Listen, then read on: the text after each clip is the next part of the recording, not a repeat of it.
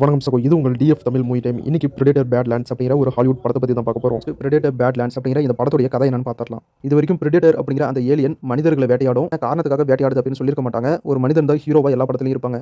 ஆனா இந்த படத்துல பிரெடேட்டர் தான் ஹீரோ. பிரெடேட்டர் எதனால வேட்டையாடுது அப்படின்றத மையப்படுத்தி தான் இந்த படத்தை எடுத்திருக்காங்க. பிரெடேட்டர் ஏலியன்ஸ்லயே நிறைய டைப் இருக்காங்க. அதுல ஒரு டைப் தான் யோஜா அப்படிங்கிற ஒரு பிரெடேட்டர் குரூப். அந்த குரூப்ல நம்ம ஹீரோவும் ஒருத்தர். இந்த யோஜா அப்படிங்கிற பிரெடேட்டர் டைப் இவங்களுடைய டைப்பை பொறுத்த வரைக்கும் எங்க இனத்துல எல்லாருமே வீரனா தான் இருக்கணும், கோழையா யாரும் இருக்கக்கூடாது. அப்படி ஒரு வேளை யாராவது கோழையா இருந்தா அவங்கள நாங்களே கொன்னுருவோம் அப்படிங்கிற ஒரு கொள்கையோட வாழ்ந்துட்டு இருக்காங்க. இந்த குரூப்ல குறிப்பிட்ட வயசு வந்ததும் அவங்களால வேட்டையாடவே முடியாத ஏதாவது ஒரு மிருகத்தையோ இல்ல எதையோ ஒண்ண வேட்டையாடி அதோட தலையை எடுத்துட்டு வந்தே ஆகணும். அப்படி இல்லைன்னா அந்த பிரெடேட்டருடைய குடும்பமே அந்த பிரெடேட்டரை கொன்னுருவாங்க. இப்ப நம்ம ஹீரோவுக்கும் அந்த குறிப்பிட்ட வயசு வந்துருச்சு. ஆனா அவரு இது வரைக்கும் எந்த மிருகத்தையோ இல்ல மனுஷனையோ யாரையுமே வேட்டையாடவே இல்லை. அவர் வேட்டையாடியா ஆகணும், இல்லைன்னா அவருடைய சொந்த குடும்பமே அவரை கொன்னுருவாங்க. இப்படி ஒரு உயிர் போகக்கூடிய சூழ்நிலையில இருக்கிற நம்ம ஹீரோ அவருடைய வேட்டையை அவர் சக்சஸ்ஃபுல்லா முடிச்சாரா, தான் ஒரு வீரன் அப்படின்னு அவருடைய குடும்பத்துக்கும் அவருடைய இனத்துக்கும் அவர் நிரூபிச்சாரா அப்படிங்கிறதெல்லாம் இந்த படத்தை பார்த்து நீங்களே தெரிஞ்சுக்கங்க.